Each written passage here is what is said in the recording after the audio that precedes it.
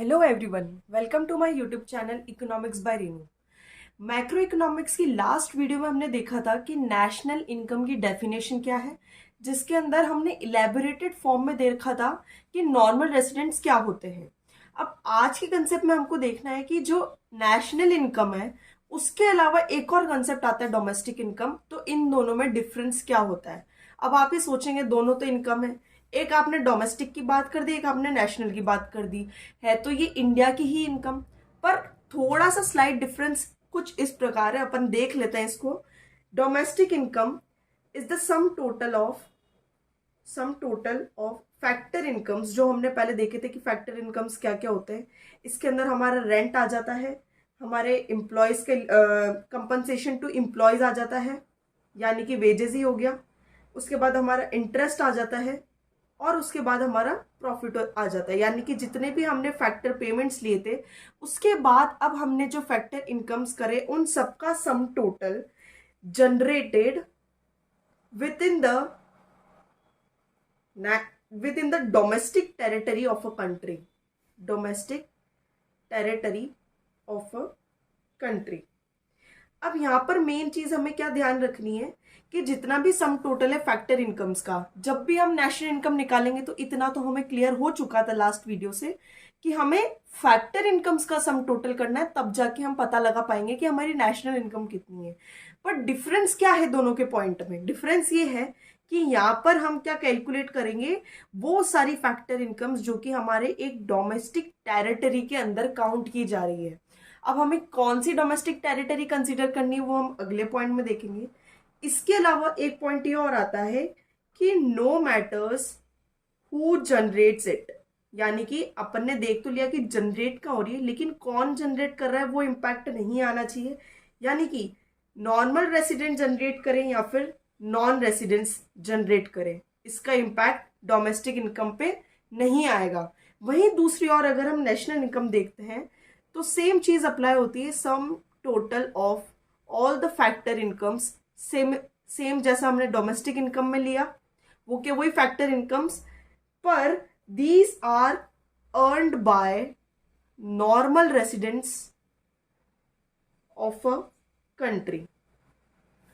हमने domestic income में क्या देखा कि वो जो भी फैक्टर इनकम्स जनरेट हो रही है उसका सम टोटल हम किसके बेसिस पे काउंट कर रहे हैं कि वो एक डोमेस्टिक टेरिटरी के अंदर काउंट होनी चाहिए। पर नेशनल इनकम में हमने क्या देखा कि डोमेस्टिक टेरिटरी का ऐसा कोई पॉइंट नहीं आया, लेकिन वो अर्न किसके द्वारा होनी चाहिए, normal residents of a country.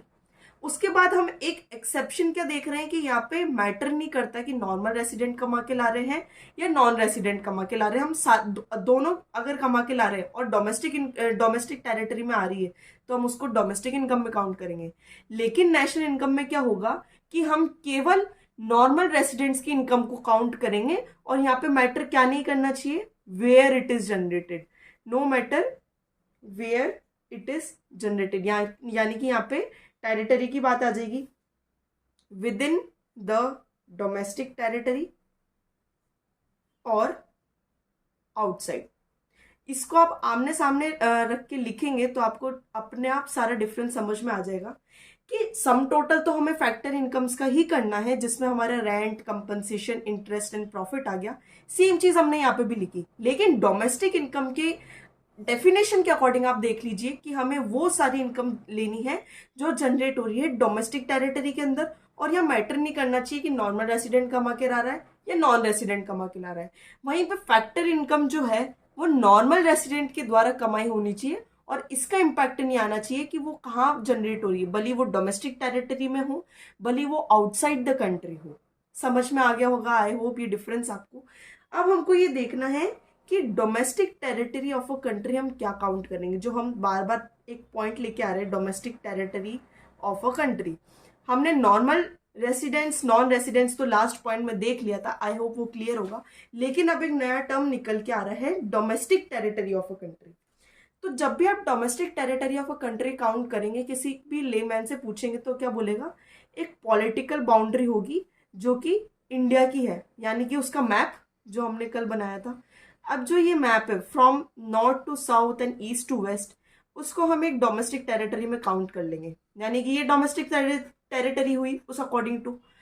लेकिन हम इसको डोमेस्टिक टेरिटरी काउंट नहीं करते हैं इकोनॉमिक्स की लैंग्वेज में, बल्कि हम क्या बोलेंगे कि एक ऐसी टेरिटरी जो कि इकोनॉमिक पॉइंट ऑफ व्यू से काउंट करी जाएगी।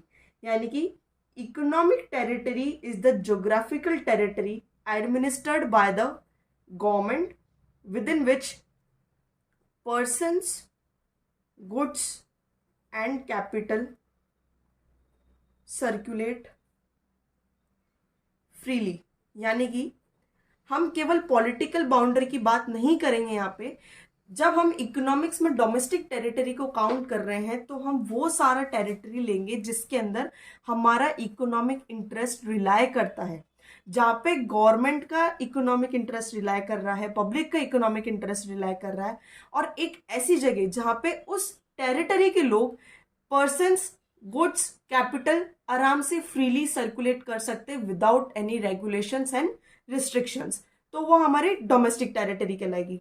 तब भी आप सोचेंगे वो तो इंडिया के अंदर अंदर वाली टेरिटरी हुई। यहाँ से महाराष्ट्र से आप जम्मू कश्मीर जाना चाहें तो आप जा सकते हैं, आपको कोई वीजा देने की जरूरत नहीं है, या फिर बस आपको टोल टैक्स देते जाने और आप पहुंचते जाओगे। पर ऐसा नहीं है। डोमेस्टिक टेरिटरी के अंदर केवल आप ये सोचे कि इंडिया की बाउंड्रीज काउंट हो रही है, तो ऐसा बिल्कुल भी नहीं है। इसके अलावा हम सोचें तो अब आप ये सोचेंगे कि जो फॉरेन एम्बेसीज हैं वो इंडिया के अंदर स्टैब्लिश होती है, या फिर इंडिया की एम्बेसीज फॉरेन में जाके स्टैब्लिश होती है, तो यहाँ पे भी तो हमारा बिजनेस चल ही रहा है। अब मान लीजिए ये जो मैंने स्क्वायर बनाया है ये यूरोप है, और ये जो स्मॉल स्क्वायर है ये इंडियन एम्बेसी है, यानी कि इंडिया की कंपनी है। और ये जो इंडिया का मैप है इसके अंदर जो ये स्मॉल स्क्वायर है, आप ये मान लीजिए ये यूरोप की कंपनी है। अब हमें पता लगाना है कि इन दोनों में से हमारी डोमेस्टिक टेरिटरी क्या है। तो पहली बात हम डेफिनेशन देख लेंगे। डोमेस्टिक टेरिटरी में केवल पॉलिटिकल बाउंड्री हमारी नहीं आती, यानी कि यूरोप में होने वाला व्यापार भी, यानी यूरोप में हमारे जो एम्बेसीज इस्टेब्लिश्ड है या फिर जो कंपनी इस्टेब्लिश्ड है, वहां पे जो भी प्रॉफिट जनरेट हो रहा है, जो भी बिजनेस चल रहा है, वो भी हम काउंट करेंगे किसके अंदर, डोमेस्टिक टेरिटरी में। दूसरा पॉइंट हमने क्या देखा, इकोनॉमिक इंटरेस्ट होना चाहिए। हाँ जी बिल्कुल, यूरोप में जाके हमारा इकोनॉमिक इंटरेस्ट डेवलप हो रहा है, लेकिन वो इंटरेस्ट किसकी तरफ है, इंडिया की तरफ, क्योंकि वो इंडियन एमएनसी है। वहीं अगर इंडिया की बात करें तो ये यूरोप की कंपनी एक स्टैब्लिश्ड है, लेकिन है तो वो यूरोप स्टैब्लिश्ड ना, तो यहां से सारा पैसा कहाँ जा रहा होगा, यूरोप में। यहाँ से रुपी कन्वर्ट होके इनकी करेंसी में जाएगा, और यहाँ से जो करेंसी जनरेट हो रही है वो कन्वर्ट होके हमारी इंडियन रुपीज में आएगी। अब आप देखें कि दूसरा पॉइंट ये आता है कि क्या हम यहाँ पे फ्रीली रेगुलेट कर सकते हैं। तो इंडिया के अंदर हमने देखा कि जब यूरोपियन कंट्री की जो कंपनी यहाँ की स्टैब्लिश हुई है वो हमारे ओरिजिन की नहीं है, यानी कि वो हमारी डोमेस्टिक टेरिटरी में नहीं काउंट की जाएगी, क्योंकि इसका इकोनॉमिक इंटरेस्ट उस कंट्री में रिलाय करता है। तो जब इसका इकोनॉमिक इंटरेस्ट दूसरी कंट्री में रिलाय कर रहा है तो ये हमारे लिए डोमेस्टिक टेरिटरी में काउंट नहीं होगा, और फिर हम ये कहेंगे कि यहाँ पे कोई भी पर्सन इंडिया का फ्रीली रेगुलेट नहीं कर सकता, ये सर्कुलेट नहीं कर सकता, इसके ऊपर हमारा कोई हक नहीं है। लेकिन अगर यूरोप में इंडिया की कोई कंपनी स्टैब्लिश्ड है, तो आप सोचे कि यार मैं वीजा लेके यूरोप तो घूमने गई हूं, तो क्या मेरा हक है इस इंडियन एम्बेसी में घूमने का। हाँ आप जा सकते हैं, आप फ्रीली एक पर्सन के तौर पे, या फिर आप कोई गुड सप्लाई कर रहे हैं, कैपिटल सप्लाई कर रहे हैं, तो वो फ्रीली सर्कुलेट कर सकती है इस एम्बेसी के अंदर। तो डोमेस्टिक टेरिटरी में हम क्या काउंट कर रहे हैं कि फ्रीडम ऑफ सर्कुलेशन रहनी चाहिए उस बाउंड्री के अंदर तक। तो इंडिया के अंदर कोई भी फॉरेन एम्बेसीज आएगी तो उसके ऊपर हमारा कोई हक नहीं है, यानी कि वो हमारी डोमेस्टिक टेरिटरी में काउंट नहीं किया जाएगा। लेकिन वही यूरोप में कोई हमारी इंडियन एम्बेसी स्टैब्लिश्ड है, उसको हम हमारी डोमेस्टिक टेरिटरी में काउंट करेंगे, क्योंकि वहाँ काम करने वाला या फिर जो वहाँ का सीईओ है या फिर जो भी वर्कर्स वहाँ काम कर रहे हैं, या तो इंडियंस हैं, और अगर इंडियंस नहीं भी है तो उन जो इंडियंस वहाँ काम कर रहे हैं उनका इकोनॉमिक इंटरेस्ट यहाँ पे डेवलप होता है, यानी कि मेन वो इंडिया के रहने वाले हैं। तो जितना भी पैसा यहाँ पे जनरेट होगा वो कन्वर्ट होके इंडियन रुपीज में इंडिया की तरफ आएगा। तो डोमेस्टिक टेरिटरी में एक तो हम जितने भी ये पॉलिटिकल बाउंड्री आ रही है उसको तो लेंगे ही, साथ में बाहर वाली कंट्रीज में जो हमारी एम्बेसी स्टैब्लिश्ड है उसको भी हम डोमेस्टिक टेरिटरी में काउंट करेंगे। तो पॉलिटिकल बाउंड्री तक हमें सीमित नहीं रहना है, उसके साथ साथ हमें ये भी देखना है कि हमारी इकोनॉमिक बाउंड्री कौन कौन सी आ रही है। तो ये डेफिनेशन थी हमारी डोमेस्टिक टेरिटरी की। उसके पहले हमने देख लिया था नॉर्मल रेसिडेंट्स और नॉन रेसिडेंट्स कौन से होते हैं। इसके बाद हमको ये देखना है कि अगर डोमेस्टिक इनकम को हमको नेशनल इनकम में कन्वर्ट करना है तो हमें क्या करना पड़ेगा, क्योंकि एट द एंड जब भी आप जीडीपी कैलकुलेट करोगे तो आप उसको नेशनल इनकम ही बोलोगे, डोमेस्टिक इनकम नहीं बोलोगे, क्योंकि डोमेस्टिक इनकम में अभी बहुत सारे सुधार करने की जरूरत है, तब जाके हमें टोटल पता लग पाएगा कि हाँ हमारी नेशनल इनकम क्या है। तो उसको कन्वर्ट करने के लिए हमें क्या करना पड़ेगा, तो अब हम वो देखते हैं।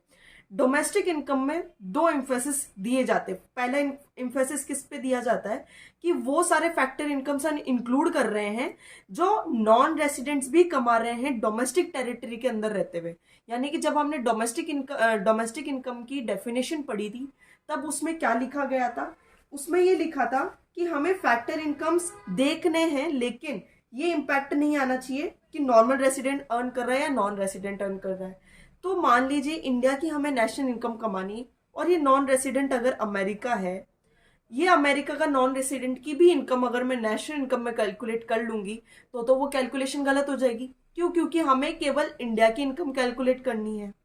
दूसरी बात, फिर ये उस चीज को इंक्लूड नहीं कर रहा है कि जो हमारे नॉर्मल रेसिडेंट है, यानी कि जो इंडिया के लोग हैं, वो बाहर जाके जो पैसा कमा रहे हैं किसी और कंट्री के डोमेस्टिक टेरिटरी के अंदर रहते हुए, उस चीज को तो हम काउंट ही नहीं कर रहे हैं, और जिसको काउंट नहीं करना चाहिए हम उसको काउंट कर रहे हैं। तो अब इसी का ही सुधार करते हुए हमें नेशनल इनकम कैलकुलेट करना है।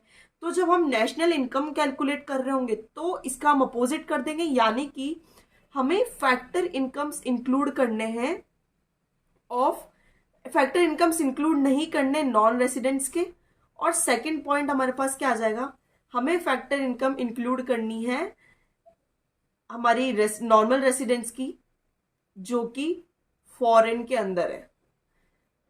ठीक है, अब इन दोनों को जब हम कैलकुलेट करेंगे तो हमारे पास इन दोनों का हम डिफरेंस लेंगे, हमारे पास एक नया टर्म निकल के आएगा, national income from abroad. National income from abroad, जिसको NFIA भी बोला जाता है इन शॉर्ट फॉर्म में। तो जब हम इसका कैलकुलेशन करते हैं तब हम क्या करते हैं, जो फैक्टर इनकम्स हैं दोनों जगह की, factor incomes earned by our residents जो फॉरेन में है यानी कि रेस्ट ऑफ द वर्ल्ड, इसमें से हम माइनस करेंगे factor incomes earned bye non residents in are domestic territory. तब जाके हमारे पास क्या निकल के आएगा, फैक्टर इनकम्स फ्रॉम अब्रॉड। यानी कि यहाँ पे जो हम देख रहे थे कि हमें फैक्टर इनकम किसका नहीं लेना है, जो हमारे कंट्री के नॉन रेसिडेंट नहीं है, तो ठीक है हमने उसको माइनस कर दिया। और किसका लेना है हमें, हमारे नॉर्मल रेसिडेंट का जो बाहर काम कर रहे हैं, तो हमने उसका प्लस कर दिया। जब आप इन दोनों का सब्ट्रैक्शन करते हैं तब जाके हमारे पास क्या निकल के आती है, नेशनल इनकम फ्रॉम अब्रॉड, जिसको हम NFIA भी कहते हैं। अब इसका यूज कहाँ आएगा, तो अब इसका यूज देखिए, हमारे पास डोमेस्टिक इनकम दे रखी है, हमें कहाँ तक पहुंचना है, नेशनल इनकम तक पहुंचना है। नेशनल इनकम तक पहुंचने के लिए हम क्या कर रहे थे, इसको तो माइनस कर रहे हैं और इस चीज को प्लस कर रहे हैं। तो इन दोनों को फैक्टर्स का सब्ट्रैक्शन करके हमने ऑलरेडी क्या कैलकुलेट कर लिया है, नेशनल इनकम फ्रॉम अब्रॉड। तो अब ये जो नेशनल इनकम निकल के आई है फ्रॉम अब्रॉड की, अब हम इसको क्या करेंगे, प्लस कर देंगे डोमेस्टिक इनकम में, नेशनल इनकम फ्रॉम अब्रॉड।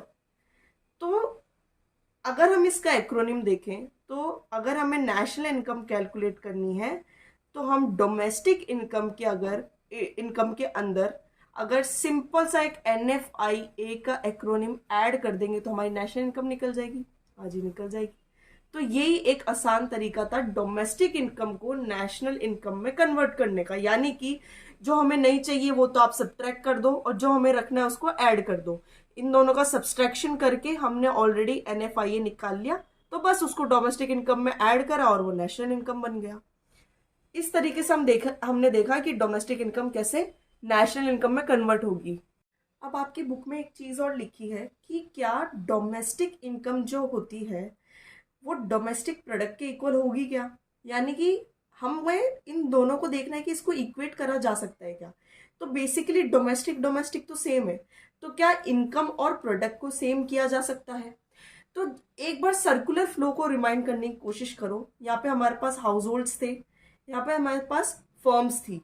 तो जो हाउस होल्ड्स हैं वो फर्म्स को क्या दे रहे थे, फैक्टर पेमेंट्स, जो भी उन्होंने सर्विसेज लिए, सॉरी फैक्टर सर्विसेज दे रहे थे, और फर्म्स हाउस होल्ड्स को फैक्टर पेमेंट्स दे रही थी। ठीक है, तो जो भी ये फैक्टर पेमेंट्स है ये हाउस होल्ड्स के लिए तो इनकम बन गई थी, और आप इसको क्या दे रहे थे, फैक्टर सर्विसेज दे रहे थे ताकि इसका प्रोडक्शन कंटिन्यू हो सके। तो कहीं ना कहीं आप जितनी भी सर्विसेज उनको दे रहे हो वो प्रोडक्ट के प्रोडक्शन के लिए काम आ रही है, और जो फर्म आपको हाउस होल्ड्स को फैक्टर पेमेंट्स दे रहा है वो इनकी इनकम है। तो इनडायरेक्टली आपने जितने भी प्रोडक्शन के अंदर सामान यूज हुए हैं, यानी कि land plus labour plus capital plus entrepreneur, इनको आप क्या बोलते हैं, फैक्टर, इसको आप क्या बोलेंगे, फैक्टर सर्विसेज। और इसके बदले में आपकी जो इनकम जनरेट होके आ रही है वो क्या आ रही है, लैंड को आपने क्या दिया, रेंट, प्लस लेबर को आपने दिए वेजेस, प्लस कैपिटल को आपने दिया इंटरेस्ट, और एंटरप्रेन्योर को आपने दिया प्रॉफिट। तो कहीं ना कहीं ये जो प्रोडक्शन हुआ है उसी का कन्वर्जन क्या हो गया, इनकम। यानी कि जो जो चीजें आपने प्रोडक्शन के अंदर यूज करी है आपने उसका बदले में उसका इनकम का पेमेंट कर दिया, यानी कि rent, wages, interest and profit. तो इसलिए हम कहते हैं कि जितना भी प्रोडक्ट है वो इनकम के अंदर कन्वर्ट हो जाता है due to circular flow of income. तो हाँ, हम यहाँ क्लेम कर सकते हैं कि जो डोमेस्टिक इनकम है वही डोमेस्टिक प्रोडक्ट के इक्वल होती है। तो यानी कि दोनों टर्म अलग नहीं है, दोनों का एक ही मीनिंग है। अब अगर आप बोलो कि इसमें से हमें नेशनल इनकम कैलकुलेट करनी हो, तो सीधी सी बात है, अगर आपको नेशनल इनकम कैलकुलेट करनी है तो आप डोमेस्टिक इनकम का टर्म यूज करेंगे plus net factor income from abroad जो यहाँ पे हमने निकाला था। और अगर आप नेशनल प्रोडक्ट का टर्म यूज करेंगे तो आप लेंगे इसके अंदर डोमेस्टिक प्रोडक्ट प्लस NFIA। तो बात सिंपल है, डोमेस्टिक इनकम और डोमेस्टिक प्रोडक्ट एक ही बात है, क्योंकि जितना भी आप प्रोडक्शन कर रहे हो वो इनकम के अंदर जनरेट हो जाती है, यानी कि कन्वर्ट हो जाती है। तो दोनों बात एक ही है। अगर आप मान लो 100 रुपए के आपने फैक्टर सर्विसेज लिए तो 100 रुपए की आपने इनकम भी पे कर दी, तो बराबर हो गया। आज के लिए आई होप इतना काफी है। अगर आपको नहीं समझ आया हो, किसी चीज में डाउट हो तो आप कमेंट सेक्शन में बता सकते हैं। Thank you.